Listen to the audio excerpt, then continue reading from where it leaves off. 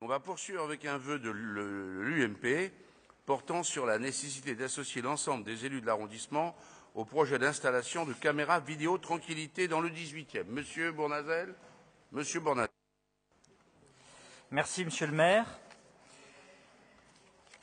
Oui, par ce vœu, nous souhaitons, alors que le préfet de police va communiquer la semaine prochaine au Conseil de Paris sur l'installation de la vidéo tranquillité à Paris, nous souhaiterions que le 18e, là aussi, soit arrondissement moteur. En effet, la vidéo tranquillité, si tous les sujets vous font rire, c'est assez désagréable. Écoutez. Je sais qu'il y a une école du rire maintenant dans le 18e On laisse arrondissement. l'orateur s'exprimer dans la plus souvent, voilà. sérénité. Alors, je voudrais dire quand même que la vidéoprotection, ça a des utilités. Parce que dans votre majorité, et je pense qu'ils vont s'exprimer tout à l'heure, il y a des gens qui sont clairement opposés en Conseil de Paris, on va les entendre tout à l'heure, à la vidéoprotection. Je voudrais rappeler simplement 3 faits.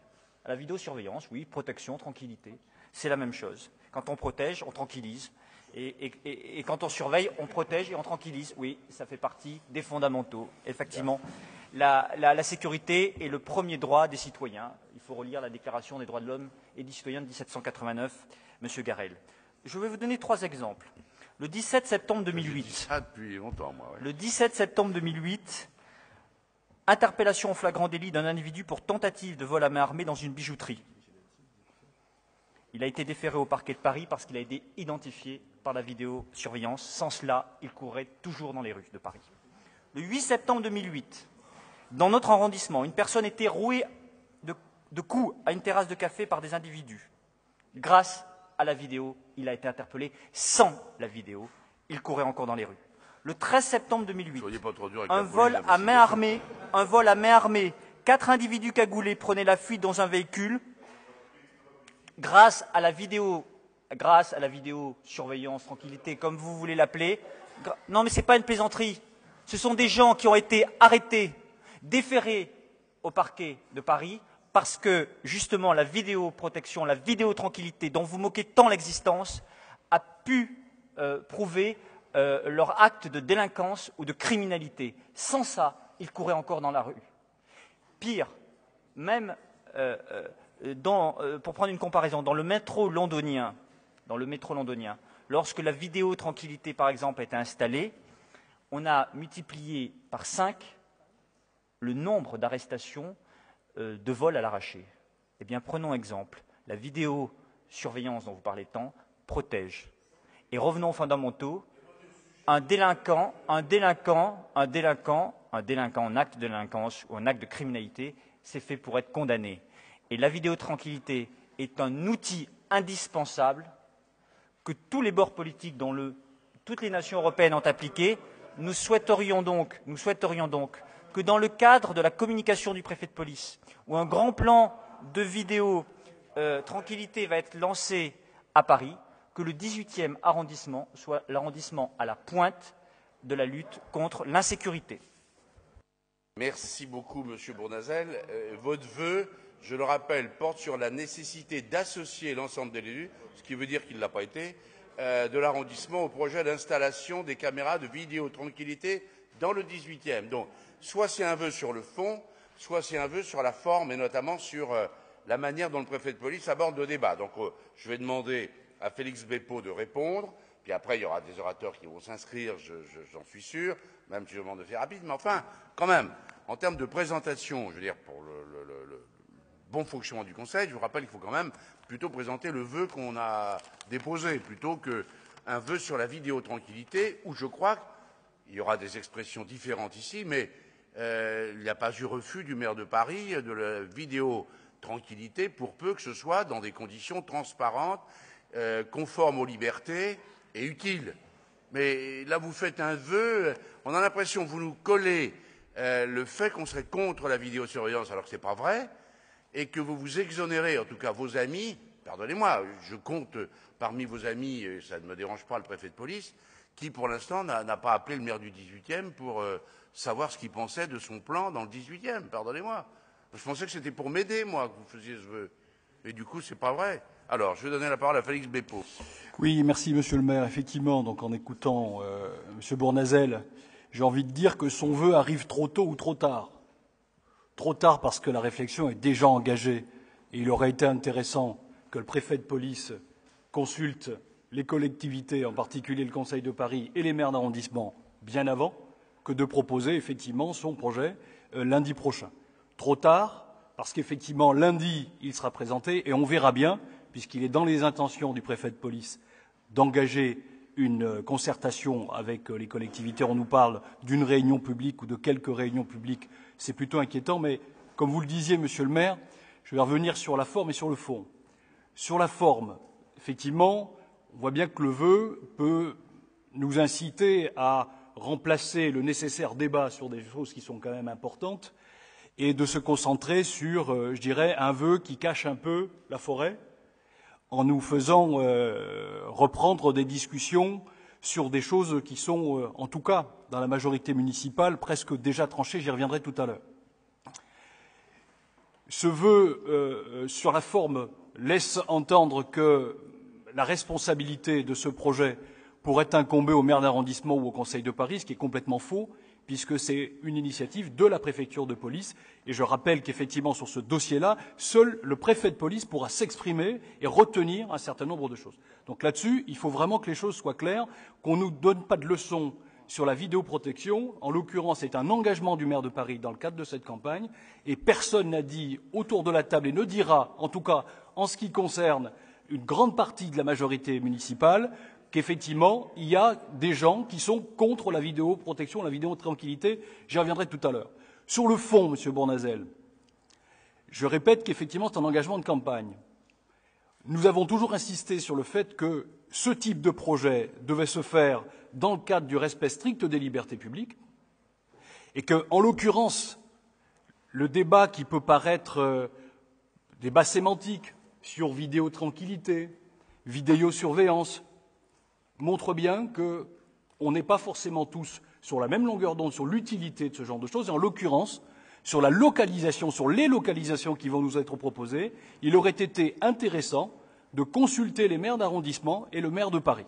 Nous le ferons a posteriori, et c'est bien dommage, parce qu'effectivement, sur un projet de cette envergure, et vous ne le dites pas, 1000 caméras qui vont être installées sur l'ensemble de Paris, ça nécessite peut-être des concertations a priori et non pas a posteriori, parce que nous connaissons les arrondissements, nous savons où il faut placer un certain nombre de caméras, et donc c'est un petit peu dommage qu'on n'ait pas pu s'exprimer avant sur le sujet. On espère pouvoir le faire à partir de maintenant, mais je voulais effectivement rappeler un petit peu ces éléments de fond et de forme, et je propose effectivement de rejeter le vœu puisqu'il arrive trop tard, Monsieur le maire.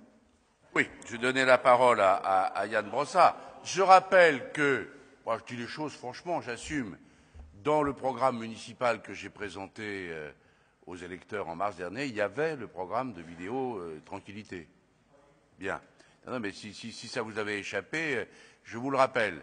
Par ailleurs, je ne reviens pas sur les arguments qu'a développé Félix Bépeau.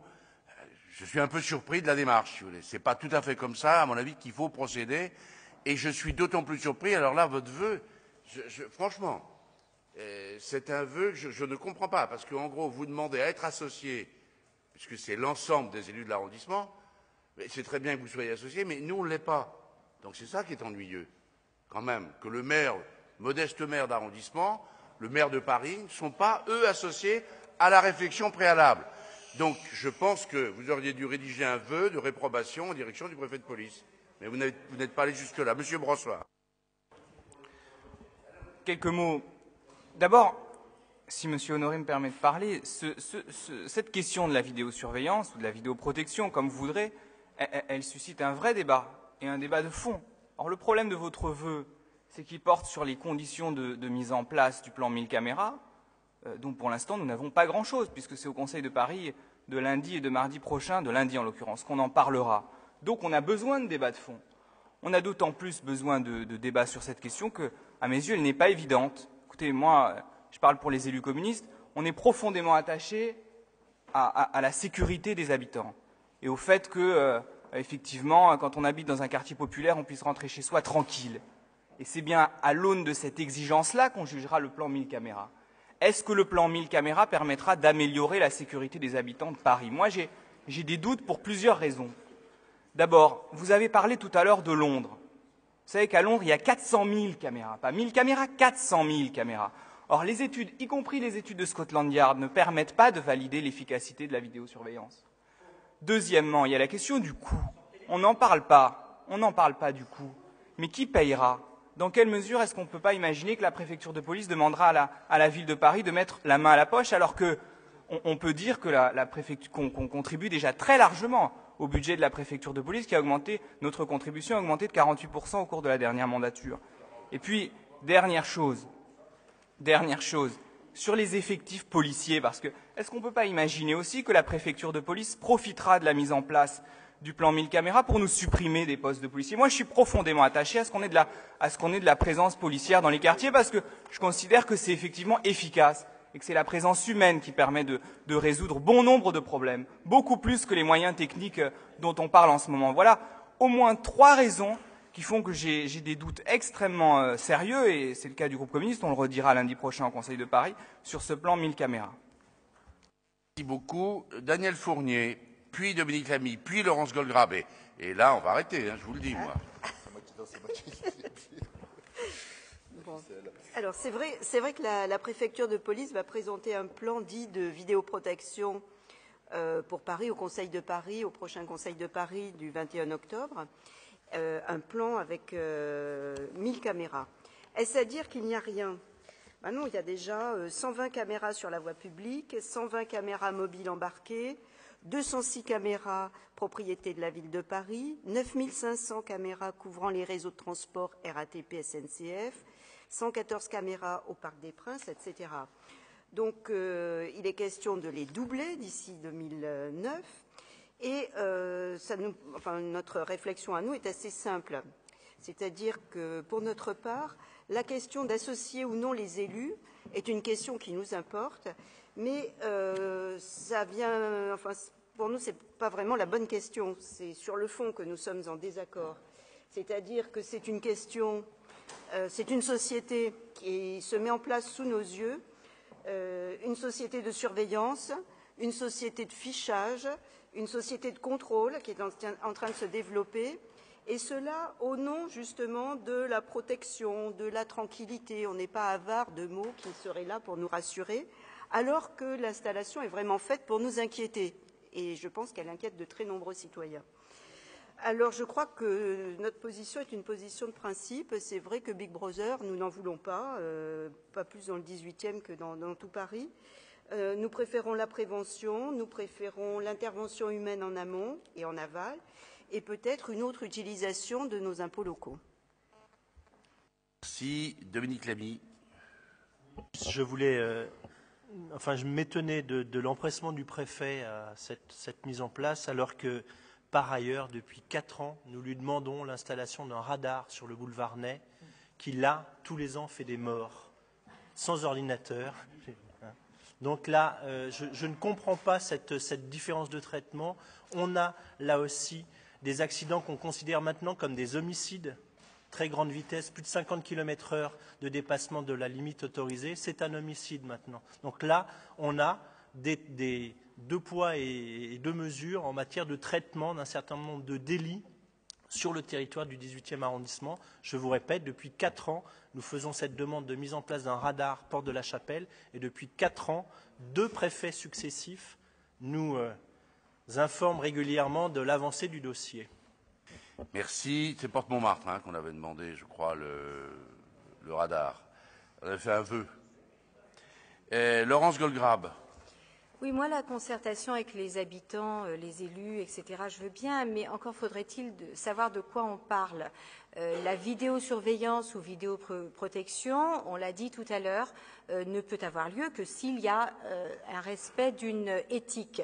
Or, la charte d'éthique de la vidéoprotection à Paris que nous avons eue entre les mains, pour l'instant en tout cas, est sans doute un projet, donc en devenir, mais pour l'instant, pour moi en tout cas, ne garantit pas la confidentialité des informations et des images qui sont prises par ces techniques de vidéosurveillance. vidéosurveillance. Et donc, même si il y a un certain nombre de garde-fous et une affirmation de principe sur le respect des libertés individuelles, néanmoins, pour l'instant, je ne vois pas en quoi. D'ailleurs, je crois savoir que le préfet a l'intention de confier à des sociétés tierces cette mission. Et dans ce cas-là, il faudrait peut-être s'assurer que ces personnels, je ne sais pas, prêtent serment, comme ça peut être le cas dans certaines missions de police confiées à des tiers. Enfin, il faut prévoir un certain nombre de garde-fous pour que les informations ne soient pas déviées et utilisées à mauvais escient. Donc, pour l'instant, en tout cas, je crois qu'il est totalement prématuré de parler d'une mise en application d'un principe qui n'a pas été discuté et sur lequel il y a beaucoup de choses à dire. Merci, Monsieur Bournazel. Rapidement, puis moi je vais vous dire un mot. Vous faites beaucoup de théories tous, et puis vous cherchez à contester finalement le principe, puisque vous critiquez, il n'y aurait pas de protection des libertés publiques. Il y a une charte, cette charte va vous être présentée, il y aura, et on verra bien la position du maire de Paris, vous verrez, ça sera voté, il y aura une charte de protection de toutes les libertés publiques, etc. Hein, mais non, mais ce sera, le maire de Paris la soutiendra, vous verrez publiquement, vous verrez, vous l'entendrez, et vous désolidariserez, si vous voulez, du maire de Paris. Ce que je veux dire, c'est que la question, elle est simple. La vidéo tranquillité, vous l'appelez comme vous voulez, est-elle un outil à la fois de prévention en amont de toute forme d'insécurité et un outil pour retrouver les délinquants et les criminels? Je vous en ai donné la preuve tout à l'heure. La vidéo, monsieur Julien Arrêté, et monsieur Vaillant le sait très bien au fond de lui, il sait très bien, parce qu'il est responsable, que la vidéo tranquillité, c'est un moyen de pouvoir arrêter un certain nombre de criminels et de délinquants. La preuve en est faite chaque jour à Paris, elle est faite chaque jour par dizaines et dizaines dans d'autres villes au monde. Je ne vois pas pourquoi Paris ne lancerait pas ce grand plan pour protéger et assurer la liberté d'aller et venir de ses habitants à chaque heure du jour et de la nuit dans n'importe quel quartier de Paris. J'arrive plus à parler d'ailleurs, du coup, ne nous prions pas de cet outil indispensable pour la sécurité des citoyens de l'arrondissement. Faites attention, Monsieur Bournazel, vous êtes filmé. Donc, je vais rapidement, et si Félix veut compléter, il va le faire, il rapporte. Bon, je comprends une discussion qui peut s'enflammer. Moi, j'ai été ministre de l'Intérieur et il y avait des caméras de vidéosurveillance à tout l'endroit. Donc, je ne vais pas, moi, tomber dans le panneau de dire c'est une catastrophe et les libertés sont menacées, tout simplement si elles ne le sont pas. Donc, moi, sur le fond, j'attends de voir la charte, d'une part. Deuxièmement, je pense que ça peut être quelque chose d'utile si ça vient en complément et en protection des personnes qui peuvent être victimes. Voilà. Je l'ai dit en réunion de majorité municipale. S'il s'agit, par exemple, à des moments particuliers de fête pour certains établissements qui peuvent se sentir plus concernés. D'ailleurs, ce n'est pas un hasard si on met des barrières Vigipirate moi-même, puisque c'est moi qui les ai fait installer devant les écoles ou devant des établissements qui pouvaient le nécessiter. S'il s'agit d'un plan de protection dans le cadre d'une charte éthique conforme à la loi, à la Commission nationale, à la CNIL, des libertés, si toutes les garanties sont apportées dans un plan qui serait concerté, élaboré précautionneusement, et que cela concourt soit par dissuasion, soit pour l'élucidation, à la première des libertés, qui est la sécurité des citoyennes et citoyens, moi, je n'ai pas de problème, ne me pose pas de problème, ça ne me réveille pas la nuit. Voilà. Mais, quand on est dans une logique, pardonnez-moi, où on a tendance à baisser le nombre de policiers en France, alors que la démographie progresse et que l'insécurité n'a pas régressé réellement, qu'il y a des problèmes qui sont liés, vous l'avez bien vu, à la vie en société. Je ne veux pas affubler le gouvernement comme il l'a fait à l'époque où j'étais ministre de l'Intérieur. Je ne dis pas que c'est de la faute à Mme Alliot-Marie, elle n'y peut sûrement pas grand-chose, bien, notamment quand on voit son budget. Mais voilà, parce que la vérité, c'est ça. Et donc, si c'est un des moyens de réformer l'État avec moins de fonctionnaires de police de proximité qu'on aurait bien dû garder plutôt que de les supprimer, des policiers pour prévenir, dissuader, réprimer quand il le faut. Eh bien, je dis non. Donc, voyez, et puis ça dépend où on les met, les caméras. Tout à l'heure, j'entendais parler du Parc des Princes. Très franchement, si le Parc des Princes et ceux qui utilisent le Parc des Princes, je pense notamment à un certain club de football, contribuent à payer des caméras de surveillance pour éviter tout ce qui s'est passé autour du Parc des Princes et éviter qu'il y ait 1500 policiers le soir alors qu'il n'y en a plus un dans les quartiers, moi je m'interroge.